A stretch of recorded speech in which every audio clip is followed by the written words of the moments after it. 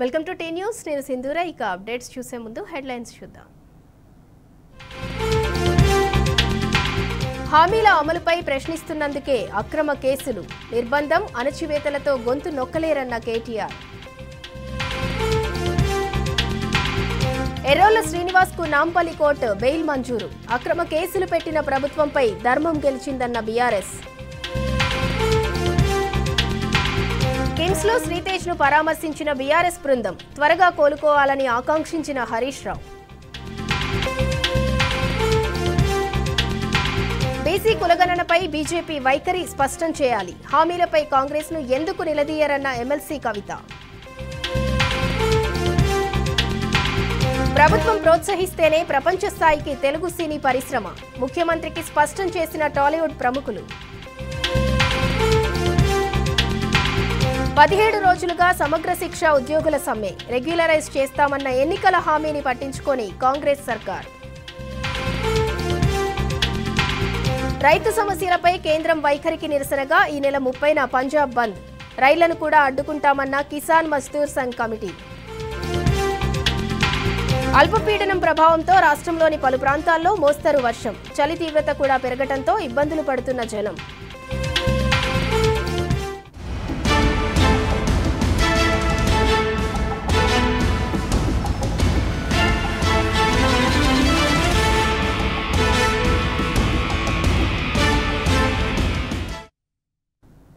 ప్రశ్నించే గొంతులపై సర్కార్ కుట్రకు న్యాయస్థానం చెక్ పెట్టింది.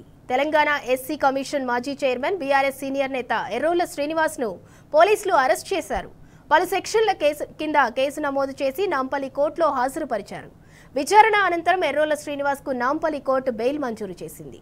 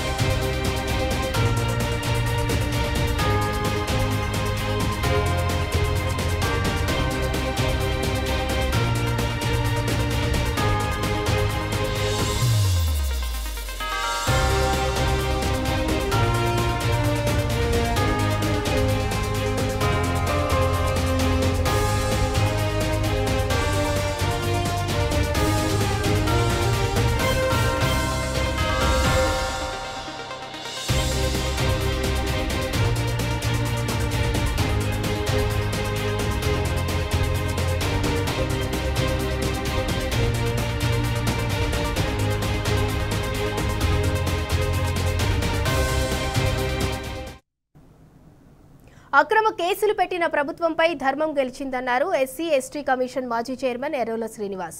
చట్టంపై తనకు నమ్మకం ఉందని, కోర్టు నిబంధనలను తప్పకుండా పాటిస్తామని చెప్పారు. ఉదయం నుంచి వెన్నుతన్నుగా ఉన్న మాజీ మంత్రులు, ఎమ్మెల్యే కేటీఆర్, హరీష్ రావు బీఆర్ఎస్ శ్రేణులకు ధన్యవాదాలు తెలిపారు. బీఆర్ఎస్ లీగల్ టీంకి ప్రత్యేకంగా ధన్యవాదాలు చెప్పారు. రోజు అక్రమ కేసులు పెట్టినటువంటి ప్రభుత్వం పైన ధర్మం గెలిచింది, అధర్మం ఓడింది. చట్టాలపైన మాకు గౌరవం ఉంది, కోర్టు నిబంధనలను తప్పకుండా పాటిస్తాం. పొద్దున్నుంచి నాకు వెన్నుదన్నుగా ఉన్నటువంటి మా BRS party working president KTR గారు, హరీష్ రావు గారు, అదేవిధంగా సీనియర్ నాయకులు, మాజీ మంత్రులు, ఎమ్మెల్యేలు, ఎంపీలు, ఎమ్మెల్సీలు, అందరికీ కుటుంబ సభ్యులకు, అదేవిధంగా బీఆర్ఎస్ పార్టీ సింపథైజర్స్ కి, కార్యకర్తలకు, మాజీ చైర్మన్ అందరికీ, మాజీ కార్పొరేషన్ చైర్మన్స్ కి అందరికీ పేరు పేరున నమస్కారాలు తెలియజేస్తా ఉన్నా. అదేవిధంగా అడుగడు కూడా నిమిషం పొద్దున 6 గంటల నుంచి వెంటనే ఉండి అన్ని ఫాలోఅప్ చేసినటువంటి మా బీఆర్ఎస్ పార్టీ లీగల్ టీంకు నేను ప్రత్యేకంగా ధన్యవాదాలు తెలియజేస్తున్నా.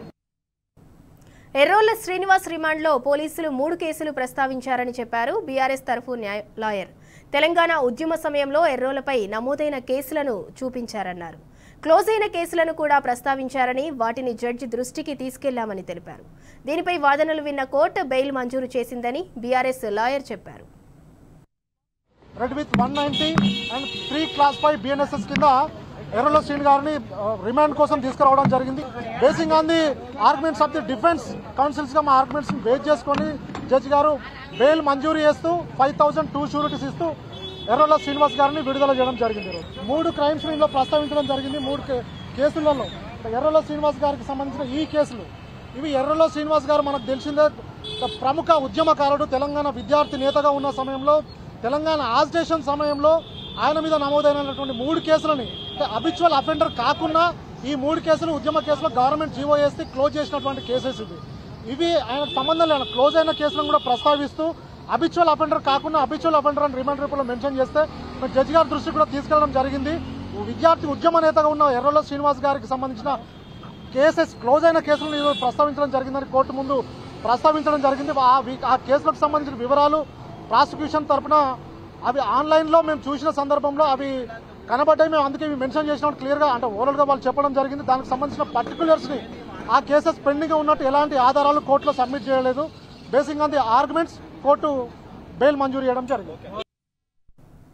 సీనియర్ నేత ఎస్సీ ఎస్టీ కమిషన్ చైర్మన్ గా పనిచేసిన ఎర్రోల శ్రీనివాస్ అక్రమ అరెస్ట్ను బీఆర్ఎస్ వర్కింగ్ ప్రెసిడెంట్ కేటీఆర్ తీవ్రంగా ఖండించారు. ఎర్రోలను అక్రమంగా అరెస్ట్ చేయడం దుర్మార్గమైన చర్య అన్నారు. దళిత బహుజన వర్గాలకు కాంగ్రెస్ ఇచ్చిన హామీల అమలు కోసం బీఆర్ఎస్ తరఫున ప్రశ్నిస్తున్నందుకే ఎర్రోలను టార్గెట్ చేశారని మండిపడ్డారు. కుట్రతోనే ఎర్రోలపై కక్షగట్టి అక్రమ కేసులతో వేధించాలని చూస్తున్నారని దుయ్యబట్టారు. కనీసం నోటీస్ కూడా ఇవ్వకుండా తెల్లవారుజామున ఎర్రోల ఇంటికి వెళ్లి వారి కుటుంబ సభ్యులను భయభ్రాంతులకు గురిచేయటాన్ని తీవ్రంగా ఖండిస్తున్నామని కేటీఆర్ తెలిపారు. ఇందిరమ్మ రాజ్యంలో 6 గ్యారంటీలను అటకెక్కించారని ఆగ్రహం వ్యక్తం చేశారు కేటీఆర్. ఏరో గ్యారంటీగా ఎమర్జెన్సీని ముఖ్యమంత్రి అమలు చేస్తున్నారని నిప్పులు చెరిగారు. ప్రజల్లో వెల్లువెత్తుతున్న వ్యతిరేకతను తట్టుకోలేక నిర్బంధం అణచివేతతో బీఆర్ఎస్ గొంతు నొక్కే విఫల యత్నం చేస్తున్నారని చెప్పారు. రోజు రోజుకు పెరిగిపోతున్న నేరాల నియంత్రణలో ప్రభుత్వం పూర్తిగా చేతులెత్తేసిందని, ప్రధాన ప్రతిపక్షాన్ని ఎలా నియంత్రించాలనే దానిపైనే సర్వశక్తులు ఒడ్డుతున్నాయని చురకలంటించారు. అక్రమంగా అరెస్ట్ చేసిన ఎర్రోల శ్రీనివాస్ను వెంటనే విడుదల చేయాలని కేటీఆర్ డిమాండ్ చేశారు. తప్పుడు కేసులతో రాజకీయ ప్రత్యర్థులను భయపెట్టాలని చూసే విష సంస్కృతికి చరమగీతం పాడాలని స్పష్టం చేశారు. బీఆర్ఎస్ పార్టీకి కేసులు అరెస్టులు కొత్త కాదన్న ఆయన ఆత్మగౌరవ పోరాటాలతో సాధించుకున్న తెలంగాణలో ఇలాంటి బెదిరింపు చర్యలకు భయపడే వారెవరూ లేరని తేల్చి చెప్పారు. బీఆర్ఎస్ నేత డాక్టర్ ఎర్రోల శ్రీనివాస్ను అరెస్ట్ చేయడంపై మాజీ మంత్రి హరీష్ రావు ఫైర్ అయ్యారు. ఇది ఇందిరమ్మ రాజ్యమా లేక పోలీస్ రాజ్యమా అని ప్రశ్నించారు. అక్రమాలపై అడిగితే అరెస్టులు, ప్రశ్నిస్తే కేసులు, నిలదీస్తే బెదిరింపులు ఇవే రాష్ట్రంలో నడుస్తున్నాయని మండిపడ్డారు. ప్రజాస్వామ్య పాలన అని డబ్బా కొడుతూ రేవంత్ రాక్షస పాలన కొనసాగిస్తున్నారని ఆగ్రహం వ్యక్తం చేశారు. సెలవు రోజుల్లో కావాలని తమ నేతలను అరెస్ట్ చేస్తూ సీఎం నియంతలా వ్యవహరిస్తున్నారన్నారు. హోంమంత్రిగా శాంతి భద్రతల నిర్వహణలో విఫలమైన రేవంత్ రెడ్డి బీఆర్ఎస్ కార్యకర్తలను వేధించడంపైనే దృష్టి పెట్టారని, ఈ పైశాచిక ఆనందం ఎక్కువ కాలం నిలవదని హరీష్ రావు అన్నారు. మీ పిట్ట బెదిరింపులు, అక్రమ కేసులకు భయపడే వాళ్ళం కాదని తేల్చి చెప్పారు. తెలంగాణ సమాజమే మీకు తగిన బుద్ధి చెబుతుందని హరీష్ రావు వ్యాఖ్యానించారు. బీఆర్ఎస్ నేత ఎర్రోల శ్రీనివాస్ అరెస్ట్ను తీవ్రంగా ఖండించారు మాజీ మంత్రి కొప్పుల ఈశ్వర్. ప్రభుత్వ హామీలపై ప్రశ్నిస్తే బీఆర్ఎస్ నేతల మీద కేసులు, అరెస్ట్లా అని నిలదీశారు. ప్రశ్నించే గొంతులను అక్రమంగా అరెస్ట్ చేయటమే ఇందిరమ్మ రాజ్యమా అని అడిగారు.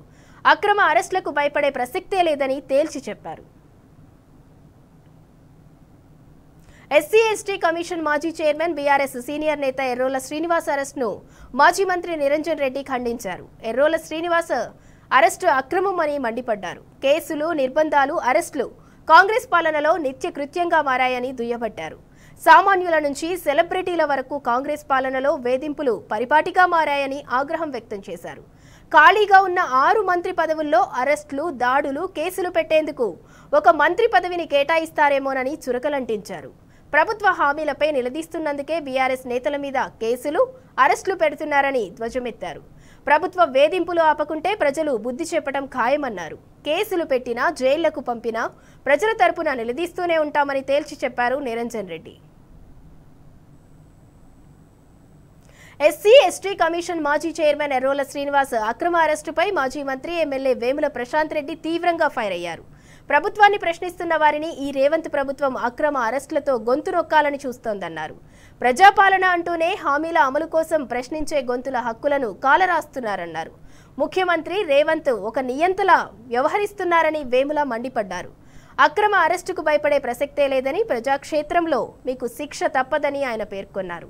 ఆనాడు ప్రశ్నించే గొంతులమని చెప్పుకున్న కోదండరాం, ఆకునూరి మురళి, రఘు లాంటి వాళ్ళు ఇప్పుడు ఒక నికాసైన ఉద్యమకారుణ్ణి అక్రమంగా అరెస్ట్ చేస్తే ఎక్కడికి పోయారని వేముల ప్రశ్నించారు. తెలంగాణ ఉద్యమ విద్యార్థి నాయకుడు, ఎస్సీ ఎస్టీ కమిషన్ మాజీ చైర్మన్ ఎర్రోల శ్రీనివాస్ అరెస్టుపై బీఆర్ఎస్ నేత దాసోజు శ్రవణ్ మండిపడ్డారు. ఈ అరెస్టు రేవంత్ ప్రభుత్వ భయాన్ని ప్రతిబింబిస్తుంది తప్ప బలాన్ని కాదన్నారు. ప్రజల గొంతును అణిచివేయటం కోసం పోలీసులను ఉపయోగించటం నాయకత్వం యొక్క క్రూరమైన లక్షణమన్నారు.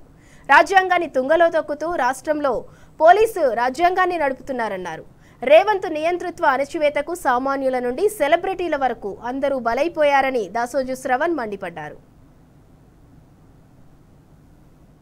బీఆర్ఎస్ నేత ఎర్రోల శ్రీనివాస్ అరెస్టు ప్రజాస్వామ్యాన్ని కూనీ చేయటమేనన్నారు రాష్ట్ర కల్లుగీతం కార్పొరేషన్ మాజీ చైర్మన్ పల్లె రవికుమార్ గౌడ్.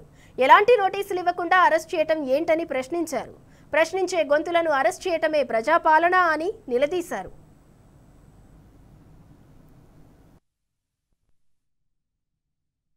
తెలుగు సినిమా అభివృద్ధి కోసం రాష్ట్ర ప్రభుత్వం, సినీ పరిశ్రమ కలిసి పనిచేయాలని నిర్ణయించామని ఎఫ్డీసీ చైర్మన్, ప్రముఖ సినీ నిర్మాత దిల్ రాజు తెలిపారు. హైదరాబాద్ను ఇంటర్నేషనల్ సినిమా హబ్గా మార్చడానికి ప్రయత్నిస్తామన్నారు. సామాజిక కార్యక్రమాల్లో ఇండస్ట్రీ భాగస్వామ్యం ఉండాలని ప్రభుత్వం కోరిందన్నారు. ఈ మేరకు డ్రగ్స్, గంజాయిపై పోరాటంలో సినిమా నటులు పాల్గొంటారని ఆయన చెప్పారు. సినీ పరిశ్రమలోని సమస్యల పరిష్కారం కోసం ఓ సబ్ కమిటీని ప్రభుత్వం ఏర్పాటు చేయనుందని దిల్ రాజు వెల్లడించారు.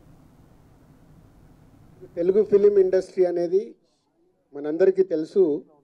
ఇండియా లెవెల్లో మన సినిమాలన్నీ అద్భుతంగా పే చేస్తూ ఇవాళ ఇండియా లెవెల్లో మన తెలుగు సినిమాకి ఒక రెస్పెక్ట్, ఒక గౌరవం ప్రేక్షకుల నుంచి అన్ని రకాలుగా మనకు అందుతుంది. తెలుగు సినిమాని మీ ఇండియా లెవెల్లోనే కాకుండా దీన్ని ఇంకా ప్రపంచవ్యాప్తంగా డెవలప్ చేయడానికి ఇండస్ట్రీ, గవర్నమెంట్ కలిసి పని చేయాలి అనేది మొదటి అంశం. తెలుగు సినిమాని ప్రపంచవ్యాప్తంగా గ్రో చేయటానికి, డెవలప్ చేయటానికి ఇండస్ట్రీ, గవర్నమెంట్ కలిసి పనిచేయబోతున్నాయి. హైదరాబాద్లో ఇండియన్ సినిమాలే కాదు, ఇంటర్నేషనల్ హాలీవుడ్ సినిమాలు కూడా షూటింగ్లు జరగటానికి ఇండస్ట్రీ నుంచి మాకు సలహాలు ఇవ్వండి. ఆ రేంజ్లో హైదరాబాద్ సిటీని ఆ లెవెల్లో పెట్టి వాళ్ళకి కావాల్సిన హాలీవుడ్ వాళ్ళు వచ్చి షూటింగ్ చేసుకోవటానికి కావాల్సినవి కూడా మనం అరేంజ్మెంట్స్ ఏం చేస్తే వాళ్ళు వచ్చి హైదరాబాద్లో షూటింగ్లు చేసి హైదరాబాద్కి ఒక ప్రత్యేకత ఉండాలి సినిమా దానికని రెండో పాయింట్ చెప్పారు. దాని మీద మళ్ళీ మేము ఇండస్ట్రీలో కూర్చొని గవర్నమెంట్కి ఎఫ్టీసీ ద్వారా ఏమేం చేస్తే బాగుంటుంది అనేది చెప్పబోతున్నాం. సో ఆ విషయంలో కూడా ఇండస్ట్రీ, గవర్నమెంట్ రెండు హైదరాబాద్ని ఒక ఇంటర్నేషనల్ హబ్గా, సినిమా ఇండస్ట్రీకి ఒక ఇంటర్నేషనల్ హబ్గా క్రియేట్ చేయడానికి అడుగులు వేస్తాం. మూడోది, ఇండస్ట్రీ నుంచి ఇప్పుడు గవర్నమెంట్ ఏదైతే సొసైటీలో జరుగుతున్న ఈ డ్రగ్స్ కావచ్చు, గవర్నమెంట్కు సంబంధించిన కొన్ని ఏవైతే డెవలప్మెంట్స్ ఉన్నాయో, యూత్కి ఉపయోగపడేగా సొసైటీకి ఉపయోగపడేవి ఏవైతే ఉన్నాయో అవన్నిట్లలో ఇండస్ట్రీ నుంచి పార్టిసిపేషన్ కావాలని చెప్పారు. తప్పకుండా హోల్ ఇండస్ట్రీ యాక్సెప్ట్ చేశాం. మినిస్టర్స్ని కూడా కమిటీలో మెంబర్స్గా ఇస్తామన్నారు. సో అది తీసుకొని ఇండస్ట్రీ నుంచి కూడా కొంతమందిని తీసుకొని ఎఫ్డీసీ మధ్యలో ఉంటూ ఒక కమిటీ ఆర్గనైజ్ చేసుకొని ఇవన్నీ जो इधर गवर्नमेंट ऑफिशियल से जो काम होना हो गए. సీఎం రేవంత్ రెడ్డితో తెలుగు సినీ ప్రముఖులు భేటీ అయ్యారు. హైదరాబాద్లోని పోలీసు కమాండ్ కంట్రోల్ సెంటర్ వేదికగా ముఖ్యమంత్రితో టాలీవుడ్ పెద్దలు సమావేశమయ్యారు. పలువురు సినీ నిర్మాతలు, ప్రముఖ దర్శకులు, ప్రముఖ నటులు ఈ మీటింగ్కు హాజరయ్యారు. సినీ పరిశ్రమ అభివృద్ధితో పాటు పలు సమస్యల పరిష్కారం, ఇటీవలి పరిణామాలు, బెనిఫిట్ షోలు, టికెట్ల రేట్ల పెంపుపై ఈ భేటీలో చర్చించారు. 2.5 గంటలకు పైగా సాగిన ఈ మీటింగ్లో అనేక కీలక అంశాలపై చర్చ జరిగింది. అటు తెలంగాణలో అద్భుతమైన టూరిస్ట్ స్పాట్లు ఉన్నాయని ప్రముఖ దర్శకుడు రాఘవేంద్రరావు తెలిపారు. ఇంటర్నేషనల్ ఫిల్మ్ ఫెస్టివల్ను హైదరాబాద్లో నిర్వహించాలని కోరారు. యూనివర్సల్ లెవెల్లో స్టూడియో సెటప్ ఉండాలన్నారు నాగార్జున. ప్రభుత్వం ఇన్సెంటివ్లు ఇస్తేనే సినీ పరిశ్రమ గ్లోబల్ స్థాయికి ఎదుగుతుందన్నారు. హైదరాబాద్ వరల్డ్ సినిమా క్యాపిటల్ కావాలనేది తమ కోరిక అన్నారు. చిన్న చిన్న విషయాలు పట్టించుకోవద్దని ప్రభుత్వాన్ని శ్యామ్ ప్రసాద్ రెడ్డి కోరారు. హైదరాబాద్ను ప్రపంచ స్థాయికి తీసుకెళ్లాలని కోరారు. సంధ్యా థియేటర్ ఘటన తమను బాధించిందని మురళీమోహన్ తెలిపారు. నెట్ఫ్లిక్స్, అమెజాన్ సహా అన్ని ఏజెన్సీలకు హైదరాబాద్ కేర్ ఆఫ్గా ఉండాలని సురేష్ బాబు ఆకాంక్షించారు. ఇకపై బెనిఫిట్ షోలు ఉండవని మరోసారి సీఎం రేవంత్ రెడ్డి స్పష్టం చేశారు. ఇండస్ట్రీ పెద్దలకు ఈ విషయాన్ని తేల్చి చెప్పారు. అసెంబ్లీలో చెప్పిన మాటకు కట్టుబడి ఉన్నామని అన్నారు. శాంతి భద్రతల విషయంలో రాజీ లేదన్నారు. ఇకపై బౌన్సర్లపై సీరియస్గా ఉంటామన్నారు. అభిమానుల్ని కంట్రోల్ చేసుకోవాల్సిన బాధ్యత సెలబ్రిటీలదేనని తేల్చి చెప్పారు. టాలీవుడ్కు ప్రభుత్వం పూర్తి మద్దతుగా ఉంటుందని భరోసా ఇచ్చారు. సంధ్యా థియేటర్ ఘటనపై ఆవేదన వ్యక్తం చేసిన సీఎం ఒక మహిళ ప్రాణాలు కోల్పోవటం వల్లనే ఈ ఘటనను ప్రభుత్వం సీరియస్గా తీసుకుందని చెప్పారు. సంధ్యా థియేటర్లో గాయపడ్డ బాలుడు శ్రీతేజ్ను మాజీ మంత్రి హరీష్ రావు పరామర్శించారు. కిమ్స్ ఆసుపత్రిలో చికిత్స తీసుకుంటున్న శ్రీతేజ్ కోలుకుంటున్నారు. కళ్ళు తెరిచి చూస్తున్నాడని, ఇంకా గుర్తుపట్టడం లేదని వైద్యులు తెలిపారు. కోలుకునేందుకు సమయం పడుతుందని వివరించారు. శ్రీతేజ్ను మాజీ మంత్రులు ఎర్రబెల్లి దయాకర్ రావు, శ్రీనివాస్ గౌడ్, ఎమ్మెల్యేలు వివేకానంద గౌడ్, బండారి లక్ష్మారెడ్డి, ఎమ్మెల్సీ నవీన్ రావు పరామర్శించారు. శ్రీతేజ్ కోలుకుంటున్నారని మాజీ మంత్రి హరీష్ రావు తెలిపారు. కాళ్ళు చేతులు ఆడిస్తున్నాడని వివరించారు. బాలుడికి కిమ్స్ వైద్యులు మెరుగైన వైద్యం అందజేస్తున్నారని వివరించారు. కావాలని చెప్పి కేసీఆర్ గారి ఆదేశాల మేరకు ఈరోజు వారి కుటుంబ సభ్యుల్ని పరామర్శించడం జరిగింది. డాక్టర్లతో కూడా మాట్లాడాం. ఆ దేవుడి దయ, సంతోషం. అబ్బాయి ఇప్పుడిప్పుడు కొంత కళ్ళు తెరుస్తూ ఉన్నాడు, కొంత కాళ్ళు చేతులు కూడా ఆడిస్తూ ఉన్నాడు. తన నొప్పిని కూడా ఏడుపు రూపంలో తన నొప్పిని కూడా కొంత చెప్పగలుగుతున్నాడంటే it is a good symptom. Recovery అవుతున్నాడని అనిపిస్తూ ఉంది. డాక్టర్లు అయితే కాన్ఫిడెంట్గా ఉన్నారు. తప్పకుండా వారికి మంచి వైద్యం, అంటే అన్ని రకాలుగా ప్రత్యేకమైన శ్రద్ధ చూపించి వారికి అత్యుత్తమమైనటువంటి వైద్యాన్ని అందిస్తున్నామని డాక్టర్లందరూ కూడా చెప్పడం జరిగింది. మరి కిమ్స్ చైర్మన్ గారు భాస్కర్ రావు గారు కూడా ప్రత్యేకమైన దృష్టి పెట్టి ఆ అబ్బాయిని మళ్ళీ పూర్తి స్థాయిలో నయం చేసి బయటకు వచ్చే విధంగా ప్రత్యేకమైన శ్రద్ధ పెడుతున్నామని చెప్పి డాక్టర్ భాస్కర్ రావు గారు, అదేవిధంగా అబ్బాయికి వైద్యం అందిస్తున్నటువంటి నిపుణులైన డాక్టర్లందరూ కూడా చెప్పడం జరిగింది. మేము కూడా బీఆర్ఎస్ పార్టీ తరఫున ఆ భగవంతుడు అబ్బాయిని ఆశీర్వదించాలి, తప్పకుండా అబ్బాయి మళ్ళీ మంచిగా నయమై మరి పూర్వస్థితిలోకి రావాలని చెప్పి మేము ప్రార్థిస్తూ ఉన్నాం. వారి తండ్రి గారు భాస్కర్ గారికి కూడా కేసీఆర్ గారు మమ్మల్ని అందరినీ పంపారు. మీరు ధైర్యంగా ఉండండి, తప్పకుండా బాబు బాగవుతాడనే ఆత్మవిశ్వాసాన్ని, ధైర్యాన్ని కూడా వారికి ఇవ్వడం జరిగింది.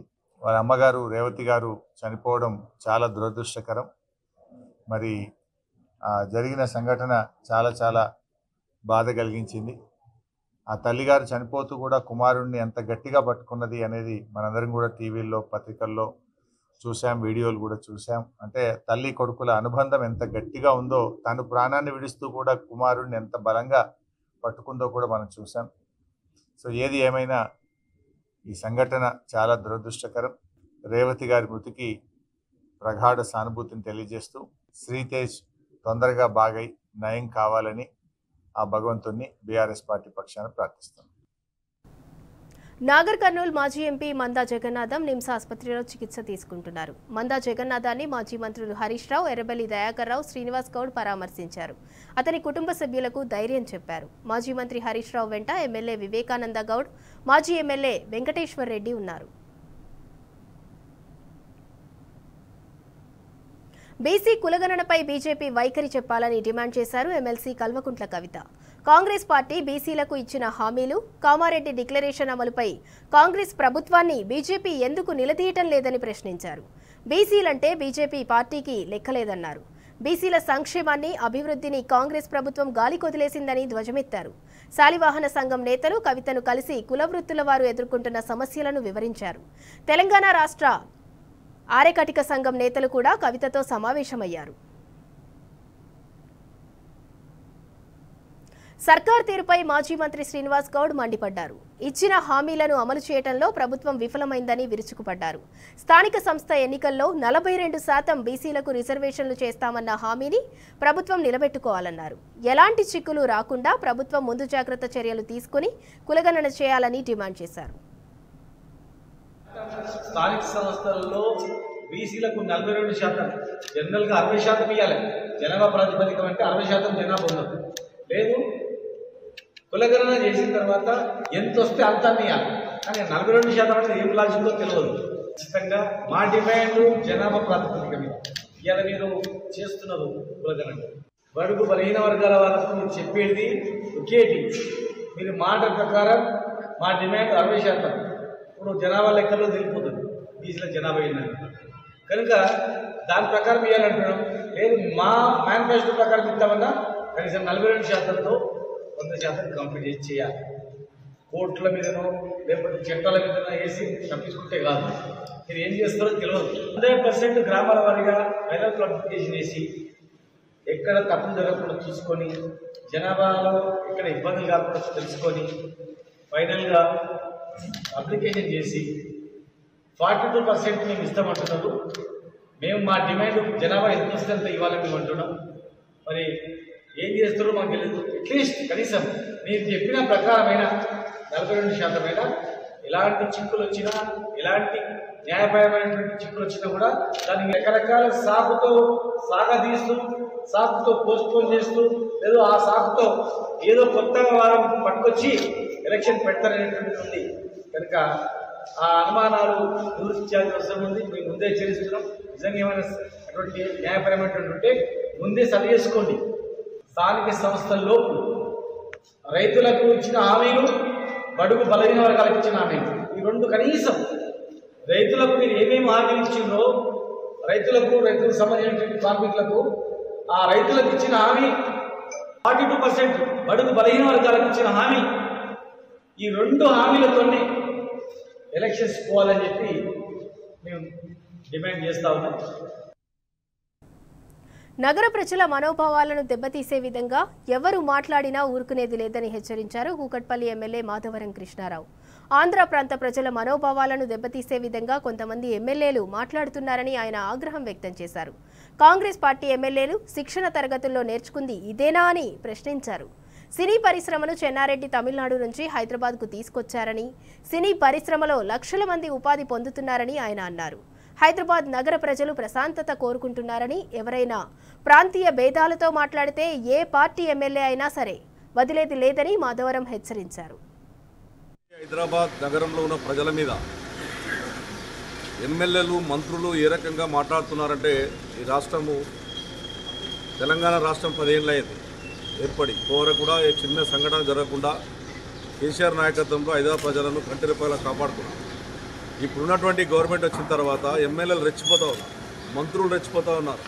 ఓ చిన్న సంఘటన ఆంధ్రలో వెళ్ళిపోండి అనే విధంగా భయంకరంగా ఒక ఎమ్మెల్యేలు మాట్లాడారు.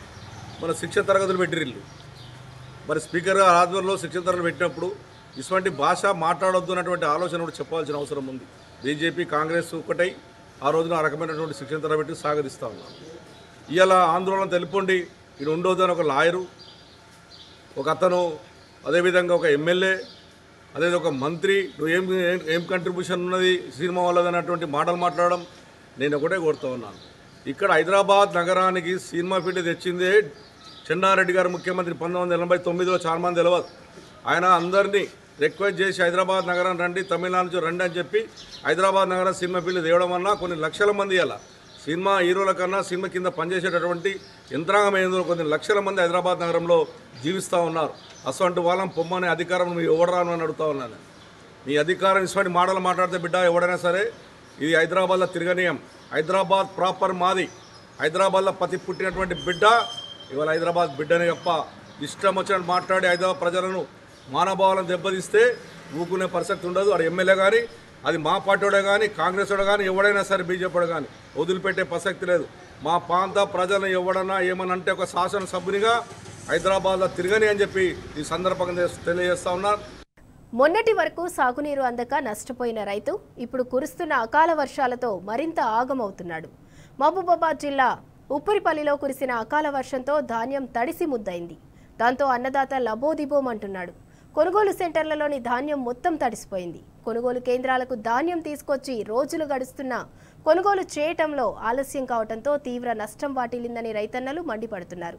ప్రభుత్వం తక్షణమే చర్యలు తీసుకొని తడిసిన ప్రతి గింజను కొనుగోలు చేయాలని డిమాండ్ చేశారు. 25 రోజులు అవుతుందన్న కళ్ళానికి వచ్చి. అయితే నా ఒడ్లు కొంచెం గట్టిగా పండింది. అప్పుడు ఎంత మేసర్ వస్తుందో ఇప్పుడు 25 రోజుల కాడి నుంచి కూడా గదే మేసర్ వస్తుంది 17. అయితే మేసర్ రావాలి, ఇంకా ఆరబెట్టాలంటే అట్లా కూడా ఆరబెట్టినాం. ఇప్పుడు అన్న ఆరబెట్టింది, ఆ అన్న కూడా ఎరికే 10-12 ఫుట్లు మనిషి ఆరబోయలేక బండి తెచ్చి బండితో నేర్పిన ఒడ్లు. అయినా 17 వస్తుంది మేసరు, అయినా బస్తాలు ఇస్తలేరు. ఇప్పుడు 20 రోజుల కాడి నుంచి ఇదే ఇబ్బంది పడుతున్నాం. వర్షం ఇగో మళ్ళీ ఇప్పుడు మాకే ఇబ్బంది అవుతుంది. 20 రోజుల కాడి నుంచి ఇన్ని ఓట్లు మేము నేర్పుడు నూకుడు ఓ పుట్టు 2 పుట్లు అయితే ఏదో నూకుతాం. 10-12 పుట్లు ఓట్లు నేర్పాలంటే ఏం అట్లా కూడా బండి కట్టి నేర్పిన. 17 వస్తే ఓకే అని కలెక్టరే ఆర్డర్ ఇచ్చే మేసరు 17 వస్తే ఓకే అని. 17 వచ్చినా మాకు బస్తాలు ఇస్తలేరు, ఇంకా ఆరబెట్టాలంటారు. ఆశా వర్కర్ల బస్సు జాత కార్యక్రమం ఖమ్మం జిల్లాకు చేరుకుంది. స్థానిక పెవిలియన్ గ్రౌండ్ నుంచి మంచికంటి భవన్కు సిఐటియు ఆధ్వర్యంలో ఆశా వర్కర్లు భారీ ర్యాలీ తీశారు. ముఖ్య అతిథిగా సిపిఎం పార్టీ రాష్ట్ర ప్రధాన కార్యదర్శి తమ్మినేని వీరభద్రం హాజరయ్యారు. రాష్ట్ర వ్యాప్తంగా 30,000 మంది ఆశా వర్కర్లు పనిచేస్తున్నారని ఆయన తెలిపారు. ఆశా వర్కర్లకు 18,000 రూపాయల జీతం ఇవ్వాలని ప్రభుత్వాన్ని డిమాండ్ చేశారు. ఎన్నికల సమయంలో ఇచ్చిన హామీలను రేవంత్ ప్రభుత్వం విస్మరించిందని సిఐటియు రాష్ట్ర అధ్యక్షురాలు జయలక్ష్మి ఆగ్రహం వ్యక్తం చేశారు. తెలంగాణ రాష్ట్రంలో 30,000 మంది ఆశా వర్కర్లు పనిచేస్తున్నారు. వీరికి ఫిక్స్డ్ వేతనం 18,000 నిర్ణయించాలని, అట్లాగే పిఎఫ్ఈఎస్ఐ సౌకర్యం, ఉద్యోగ భద్రత తదితర డిమాండ్లన్నీ పరిష్కరించాలని కోరుతూ ఆశా వర్కర్ల రాష్ట్ర బస్సు జాత ఈ నెల 15వ తేదీన నిర్మల్ జిల్లాలో ప్రారంభించాం. ఇప్పటికే అనేక జిల్లాలు తిరుగుతూ ఇప్పుడే ఖమ్మం జిల్లా కేంద్రానికి జాత చేరుకుంది. మరి ఇక్కడ ఉన్న ఆశా వర్కర్లు ఇతర నాయకత్వం అందరూ ఘనంగా స్వాగతం పలికారు. మరి జాతా సందర్భంగా ఈ రాష్ట్ర ప్రభుత్వాన్ని మేము డిమాండ్ చేస్తున్నాం. ఈ ప్రభుత్వం అసెంబ్లీ ఎన్నికల సందర్భంగా మాకు అనేక హామీలు ఇచ్చింది. మేము అడుగుతున్న అప్పటికే మేము 18,000 ఫిక్స్డ్ వేతనం అడుగుతున్నాం. ఇప్పుడు అడిగే డిమాండ్స్ అన్నీ కూడా మేము అసెంబ్లీ ఎన్నికల సందర్భంగానే అడిగాం. గత ప్రభుత్వానికి వ్యతిరేకంగా 15 రోజులు నిరవధిక సమ్మె చేశాం. ఆ సమ్మె సందర్భంగా ఇప్పుడున్న అధికారంలో ఉన్న ఎమ్మెల్యేలు, మంత్రులు, ముఖ్యమంత్రి రేవంత్ రెడ్డి గారితో సహా, సీతక్క గారితో సహా మా టెంట్ల కిందకి వచ్చారు. మా సమస్యలన్నీ కూడా వాళ్ళు వింటారు. మా డిమాండ్స్ అన్నీ కూడా న్యాయమైనవనేసి వాళ్ళు మాకు మద్దతు ఇవ్వడం జరిగింది. మరి హామీ ఇవ్వడమే కాదు, ఎన్నికల మేనిఫెస్టోలో కూడా పొందుపరిచారు. అందుకని ఈరోజు మేము అడుగుతున్నవి కొత్త డిమాండ్స్ కాదు, కొంతన్న కోరికలు కాదు, ఈ ప్రభుత్వం ఇచ్చిన హామీలు అడుగుతున్నాం. మరి సంవత్సర కాలంలో అనేక సార్లు అడిగాం, అయినా ప్రభుత్వం స్పందించడం లేదు. మొండి వైఖరితో ఉంది, నిర్లక్ష్యంగా ఈ ప్రభుత్వం వ్యవహరిస్తుంది. ఈ నిర్లక్ష్యాన్ని విడనాడాలనే మేము ఈ బస్సు జాతాను నిర్వహిస్తున్నాం. ఈ బస్సు జాత ఈ నెల 31వ తేదీన హైదరాబాద్ ఇందిరా పార్క్ వద్ద భారీ బహిరంగ సభతో ముగింపు చేస్తున్నాం. మరి 31వ తేదీ లోపు ఈ ప్రభుత్వం స్పందించాలి. స్పందించకపోతే పనులన్నీ బంద్ చేసి నిరవధిక సమ్మెకు సైతం సిద్ధమవుతున్నామనేసి ఈ కాంగ్రెస్ ప్రభుత్వాన్ని మేము హెచ్చరిక చేస్తున్నాం. కామారెడ్డి జిల్లాలో జంట ఆత్మహత్యలు కలకలం రేపుతున్నాయి. ఓ ఎస్ఐ, ఓ మహిళా కానిస్టేబుల్, మరో కంప్యూటర్ ఆపరేటర్ ముగ్గురు చెరువులో దూకి ఆత్మహత్యకు పాల్పడ్డారు. సదాశివనగర్ అడ్లూరు పెద్ద చెరువులో నుంచి ముగ్గురు మృతదేహాలను బయటకు తీశారు. ఎస్ఐ సాయి కుమార్ బిక్కనూరు పిఎస్లో విధులు నిర్వర్తిస్తుండగా శృతి బీబీపేట్ పోలీస్ స్టేషన్లో కానిస్టేబుల్గా విధులు నిర్వర్తిస్తోంది. నిఖిల్ స్థానిక సహకార సంఘంలో కంప్యూటర్ ఆపరేటర్గా పనిచేస్తున్నాడు. అయితే వీరి మధ్య వివాహేతర సంబంధం ఉన్నట్లు అనుమానాలు వ్యక్తమవుతున్నాయి. నిన్న మధ్యాహ్నం పిఎస్ నుంచి వెళ్లిన SI Sai Kumar phone switch off అయింది. అదేవిధంగా పిఎస్లో విధులు ముగించుకున్న శృతి ఇంటికి వెళ్లలేదు. వీరిద్దరి సెల్ ఫోన్ సిగ్నల్స్ అడ్లూరి పెద్ద చెరువు వద్ద గుర్తించారు. చెరువు వద్ద ఎస్ఐ కారు, చెప్పులు, కానిస్టేబుల్ సెల్ ఫోన్ కనిపించాయి. దాంతో అనుమానంతో చెరువులో గాలించగా శృతి, నిఖిల్ మృతదేహాలు లభించాయి. ఆ తర్వాత గజ ఈతగాళ్ల సాయంతో ఎస్ఐ సాయి కుమార్ డెడ్ బాడీని వెలికితీశారు. కామారెడ్డి ప్రభుత్వాసుపత్రిలో ఎస్ఐ సాయి కుమార్, కానిస్టేబుల్ శృతి, నిఖిల్ మృతదేహాలకు పోస్టుమార్టం పూర్తయింది. మృతదేహాలను బంధువులకు అప్పగించారు పోలీసులు. అయితే పోస్టుమార్టం నివేదిక వచ్చాకే వివరాలు వెల్లడిస్తామని పోలీసులు తెలిపారు. అసలు ఎందుకు ఆత్మహత్య చేసుకున్నారు, ముగ్గురు కలిసే ఆత్మహత్య చేసుకున్నారా అన్న దానిపై సస్పెన్స్ కొనసాగుతోంది.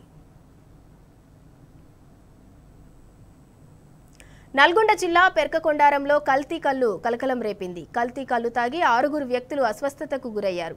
దీంతో వారిని స్థానికులు హుటాహుటిన ఆసుపత్రికి తరలించారు. అస్వస్థతకు గురైన 6లో 2 పరిస్థితి విషమంగా ఉన్నట్లు వైద్యులు తెలిపారు.